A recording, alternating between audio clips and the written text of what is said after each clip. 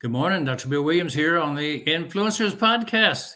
We're here with Elinor Stutz today, author of Nice Girls Do Get the Sale. I want to bring Elinor in right now because she's been waiting to talk to you today. It's a good day, and we're glad you're here. Thank you, Elinor. Well, thank you for having me, Bill. This is a treat and an honor.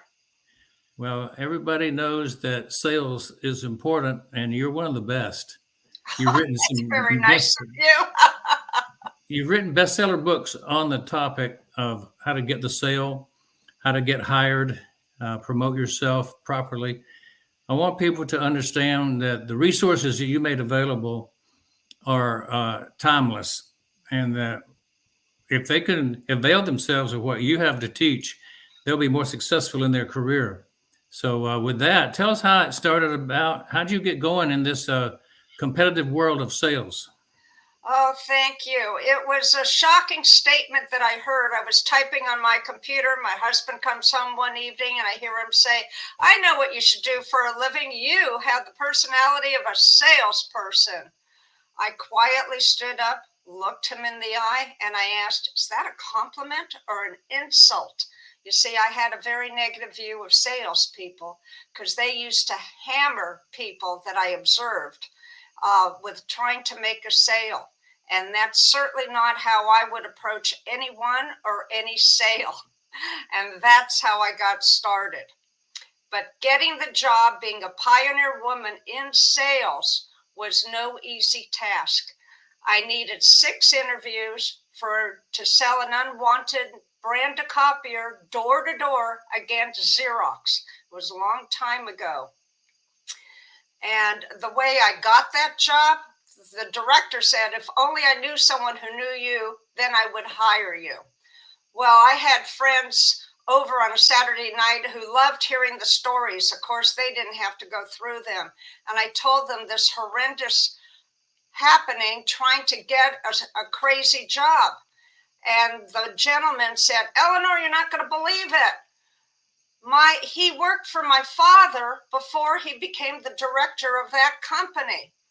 So the next Monday morning, I called the director and I said, "Do you remember telling me XYZ?" And he said, "Yeah." And I said, "Well, does this name ring a bell?" And he said, "Yeah." And then I did a closing question. I wasn't familiar with sales. I said, "Will next Monday morning at 8 or 9 work best for you?" And that's how I got my job. I would think that if Xerox knew the power of what you were bringing to their sales organization, they might have been successful and stayed in the computer business instead of giving it up. Thank you. That's very kind of you.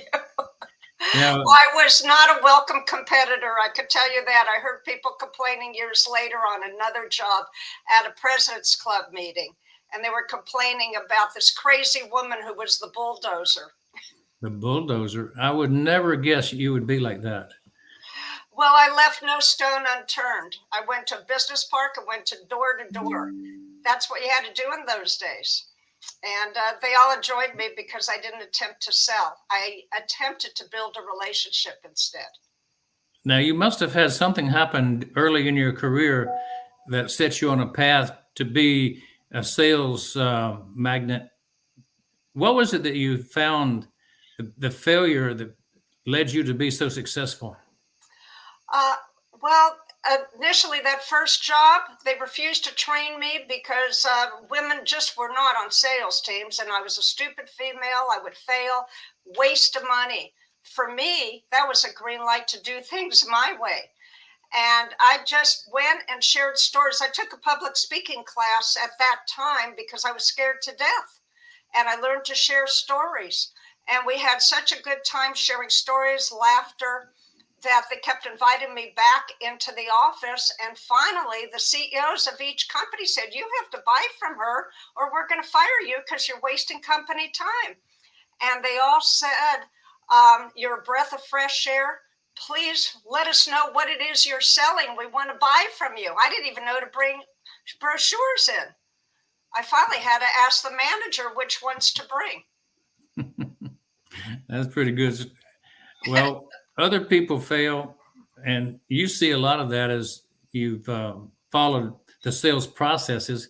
Give us a couple of three reasons why generally salespeople do fail. Well, there are three top reasons. Instructors say, follow this script and you won't fail. You'll get all the sales you want. No two people think alike. That is completely wrong. Number two, you have to be yourself, authentic, so people can trust you, see you have integrity. Perhaps memorize the high points that you want to get across, but that's it. No scripts. Throw it out. And number three, your viewpoint matters least. It's second position. First position is your prospect. Find out what matters to them most. Why are they even entertaining your conversation if they already have a vendor? What is the missing piece? Ask questions. Clarify the answers. Ask more questions. And then you can eventually together get to the conclusion. Yeah, you're really right about the script thing. We took some dental classes along the way and came back with a stack of flashcards that were scripts. And whenever you got the question on one side, you'd flip it over and there'd be the answer. And we always told our staff, learn all this and then forget it. Turn it into your own words, but understand the answer to the question. That's it. That's a good approach. How about the motivation for you to keep doing this? You know, you and I are both retired. We both looked at what we would do after we had the lifetime of working for other people. Now that we're not working for other people, what are we doing? Yeah, exactly. It used to seem like pie in the sky to be retired, but I quickly realized your brain can freeze if you don't do anything. So I tell people to always consider their three P's, whether they're working or retired: your passion, purpose, and persistence to continue doing what you enjoy most. So take a hobby and see if you can develop that into some type of entrepreneurship. I mean, Etsy stores are very popular. It's not my thing, but it is for a lot of people. It's just one sample of what people do in their so-called retirement, and they have fun doing it. And then they meet people with similar interests and you expand your networks. There's magic in staying active. If you've written a couple of bestseller books, why not promote them and keep the magic rolling in and training the young generation into what works, right? That's kind of what you're doing. Exactly. I'm one who experienced a near-death episode, and two visions came to me. One was I was to be a speaker, and I said in my mind, yes, that's what I always wanted to do. Gold light encased my entire body, a light flashed. The first vision went away, a second vision appeared. It was my life report card. The left-hand side was highly complimentary, high life marks. The right-hand side, complete embarrassment. It was blank and entitled community service. So in the moment, I promised myself in the great beyond, I'd begin giving back to communities any way I could. And I saw another blink of a gold light, and slowly but surely, the light encasing my body slowly dissipated. But I knew with all that activity, I was going to be fine, along with my pledge, and I never forgot it. So after recovery, by the way, I was deemed a walking miracle. No one expected me to survive. So I'm very fortunate. I have many years since that incident. But I began teaching job seekers how to sell themselves on interviews, and they all wrote me notes of thanks. So after the economy dropped in 2008, I wrote the book, Hired: How to Use Sales Techniques to Sell Yourself on Interviews. But all the while, I was sharing my expertise, training companies, people in sales, how to sell better. And I shared the crazy stories. And what happened one day, I announced myself in a new city that I'm a sales trainer, and they all laughed me off the stage, ridiculed me. And someone said, you've got to write a book. So I thought, my phone's not ringing. I may as well, in the new city. And all those awful stories came to mind. I wrote a corporate tell-all with names changed to protect the guilty.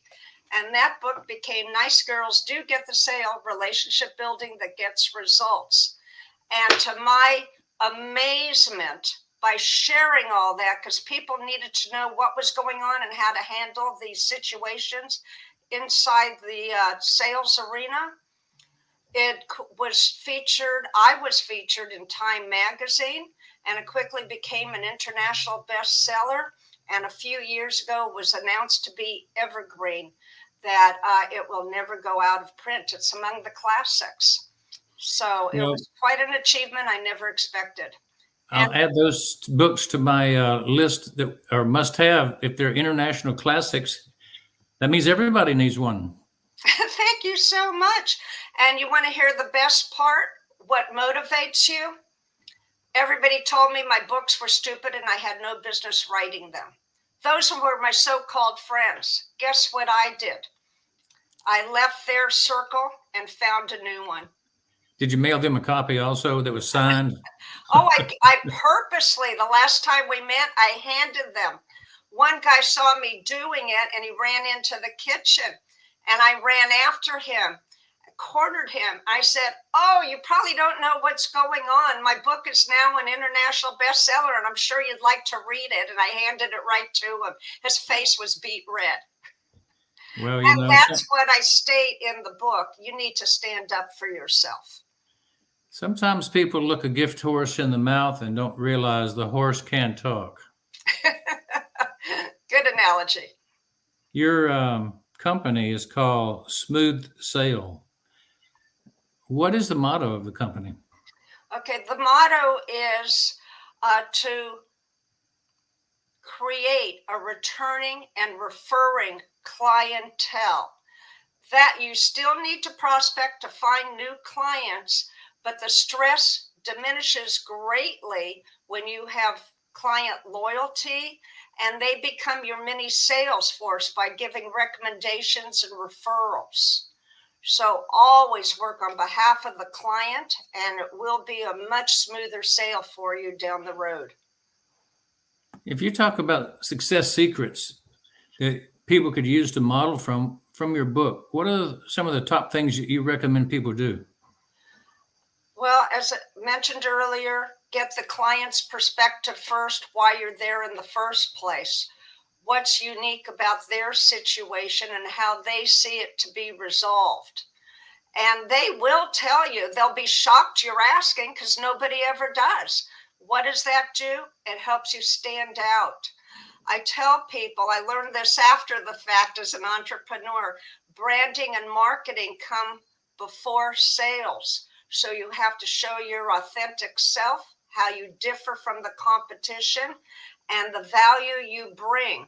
So all of that combined together will help advance sales and bring more of them to the table. That fits in pretty nicely with what I used to tell my clients when I was teaching dentists how to be more successful. And I always did this in my practice. I want people to know me before they meet me. Yes, absolutely. I used to ask, what is your interest in having a meeting? What caught your attention?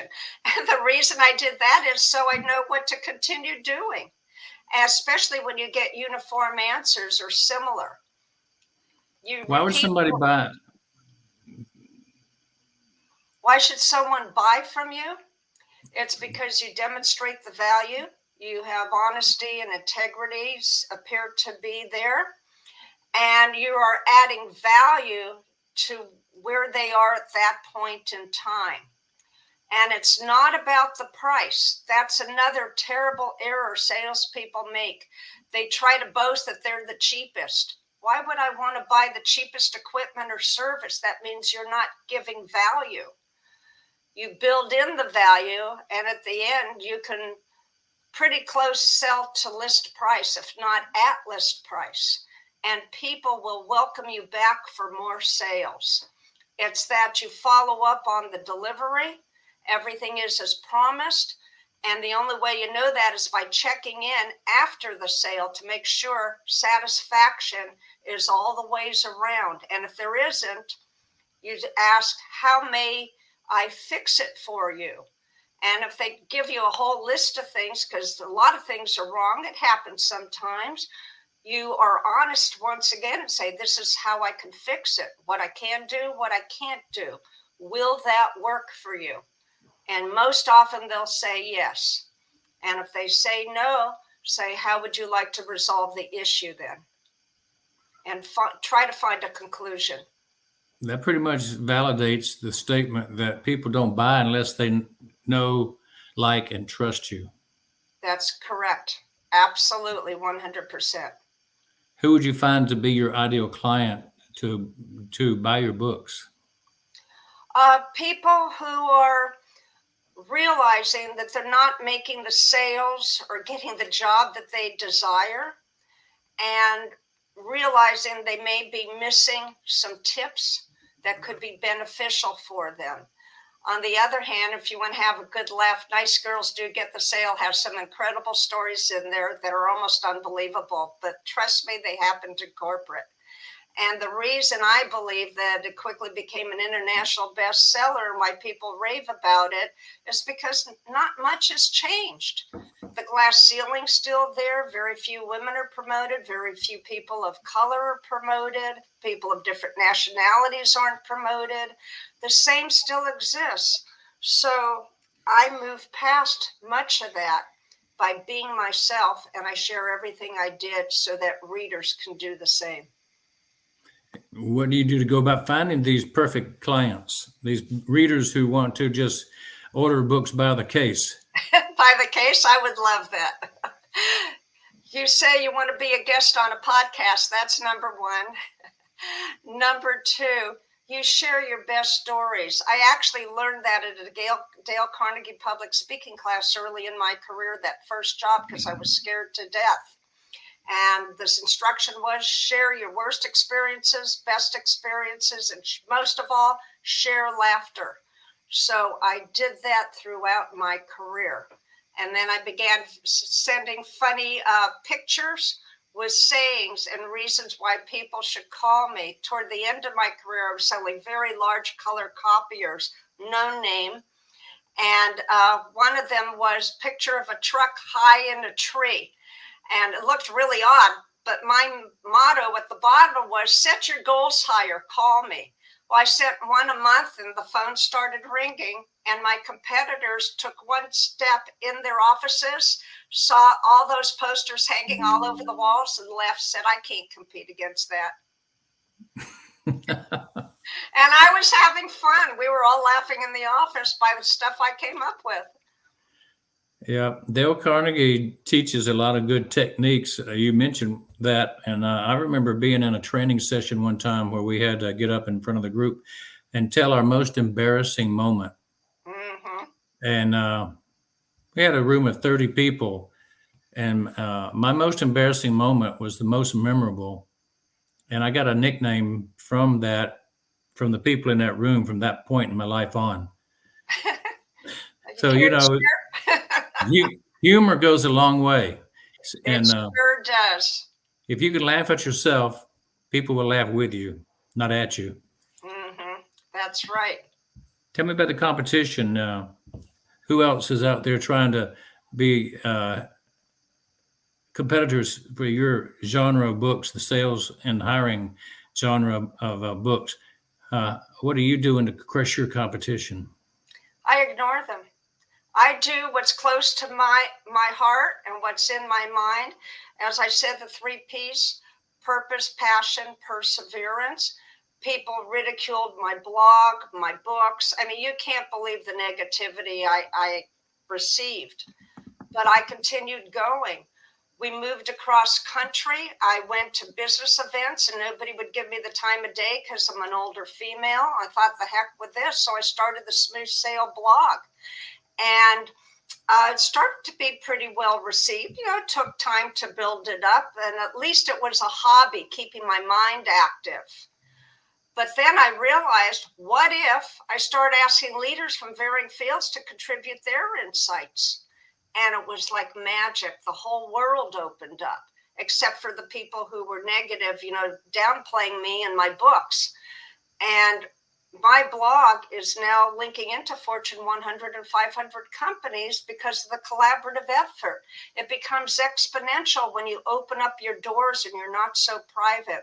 I was told long ago after my sales career, I needed to change from being highly competitive to being collaborative. It was the scariest thing I ever did, but it became my magic wand. Yeah, I think you're on to something pretty dynamic right now when you talk about the collaborative effect. And there's a word that's kind of branded about a lot now called being a curator of content. And you're basically taking the best content out there and you're actually getting people to generate it for you, which is better than just curating what's already been put out. And that's one thing that I'm doing with the Influencer podcast is I'm collaborating with leaders around the world in a visual verbal blog, a vlog.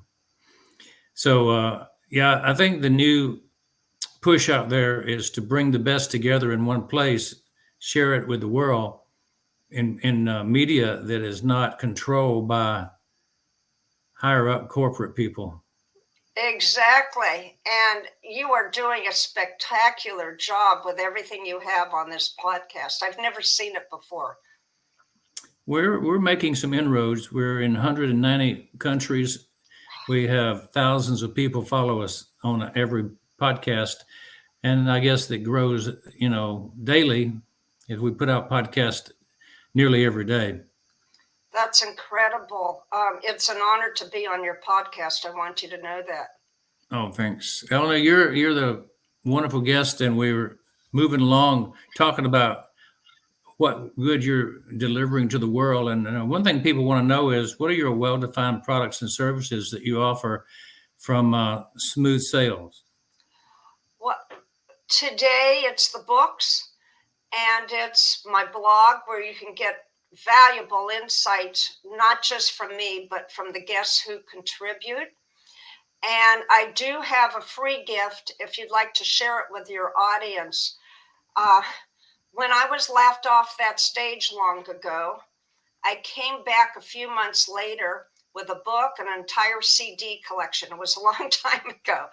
But one by one, people came over to me and they were aghast. They said, "How are you advancing your business at lightning speed?" It didn't feel like it to me, trust me. But I gave it some thought and I realized it was the sales training.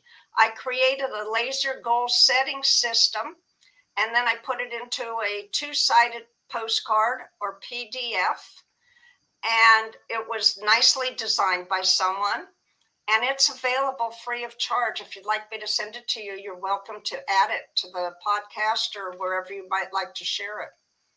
I think that sounds like a very valuable resource. So yeah, we'll make sure people understand about that and make sure we get that link to get to that when we get to the part where we say, tell us more.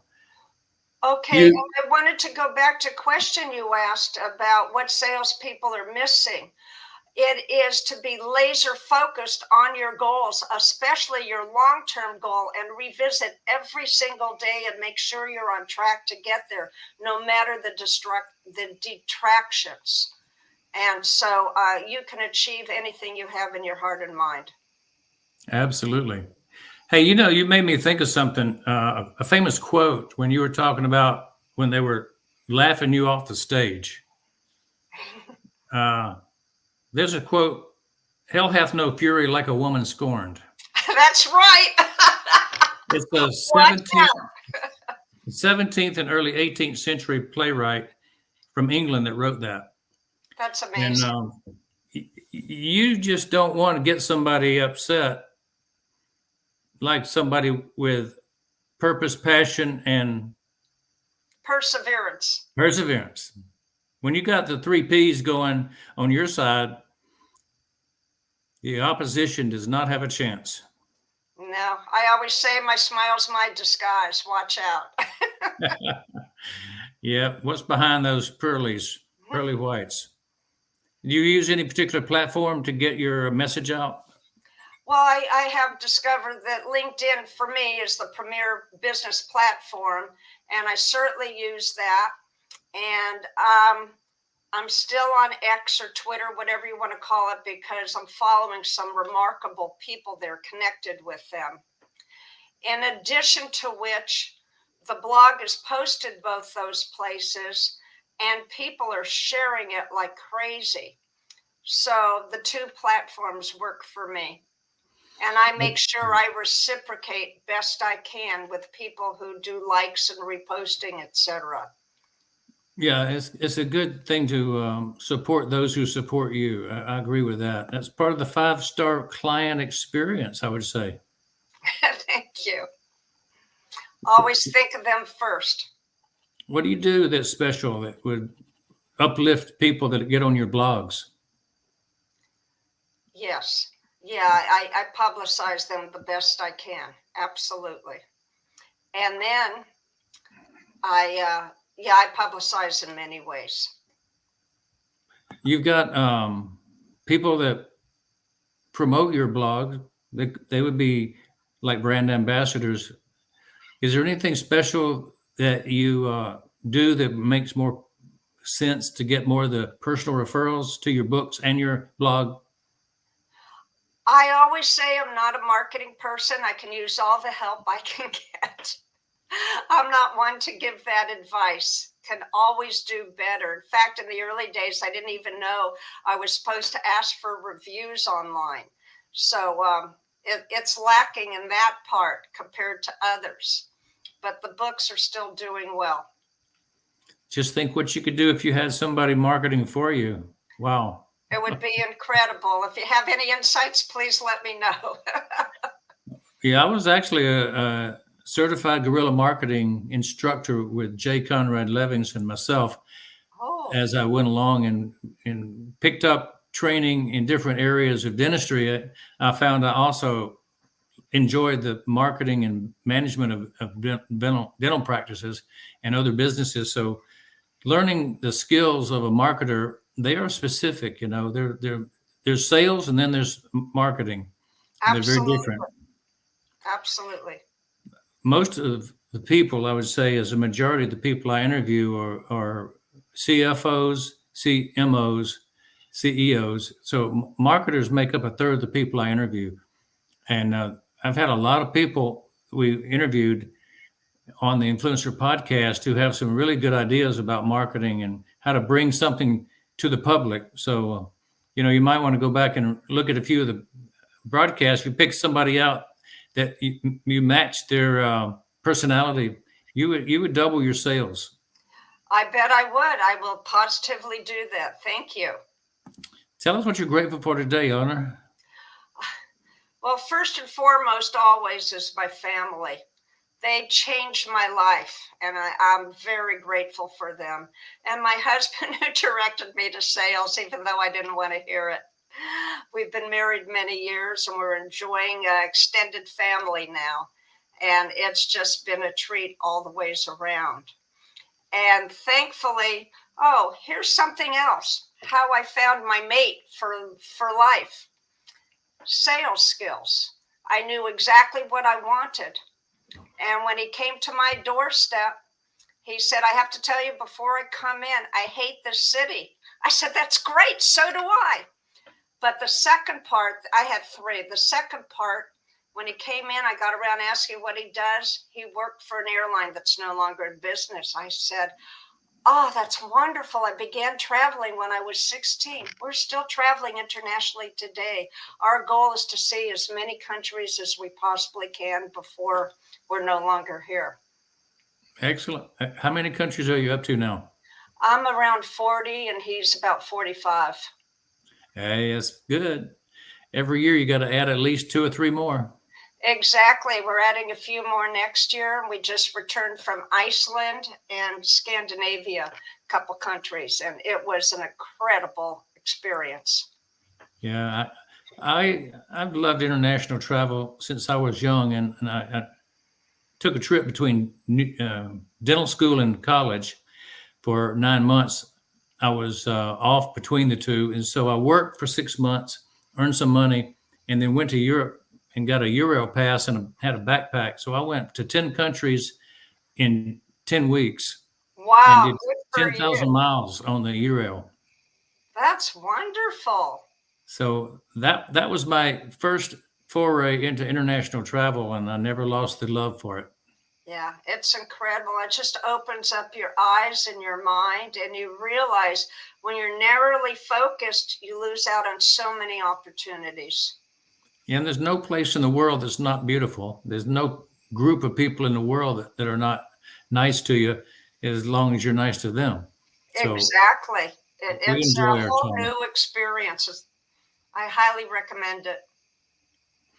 Well, let's talk a little bit about what advice you would give. You're talking about you just had your many years with your husband, you've traveled, you've retired.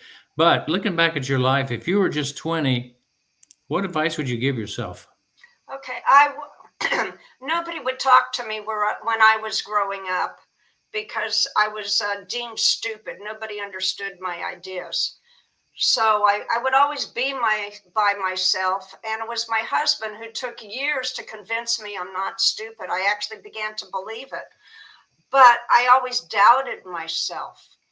But what I came to learn looking back midway in my career, our worst experiences are actually our gifts in disguise.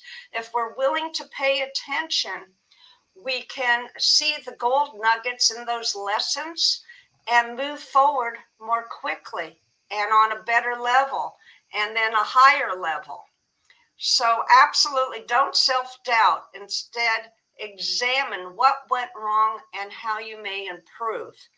And when you're experiencing negativity, walk away. What I did one day, the people I knew in my previous city, I deleted them one night from my contacts, and it was cathartic. I just felt fantastic. Flush the thing down. Yes. So after that near death experience, and I'm realizing that your worst experiences are your gifts in disguise, my motto became, and this is important for everybody to give due consideration: believe, become, empower. Believe you can do it, become that person, and empower others to do the same. When you start helping communities, it's going to come back tenfold. That's exactly the culture of our company. And I think we'd be a good match together talking about that for a long time. Speaking of mentors and training other people, being a leader in the community, who's your living mentor now? Well, it's now it transferred from my husband to my children, and they go from tech to marketing. And when I have questions, they're the first ones I seek out to get their advice, because you have to also incorporate different generations, get the experience from the seniors, and get the new technology from the younger people, and to know what works and to stay current. And they're my best mentors.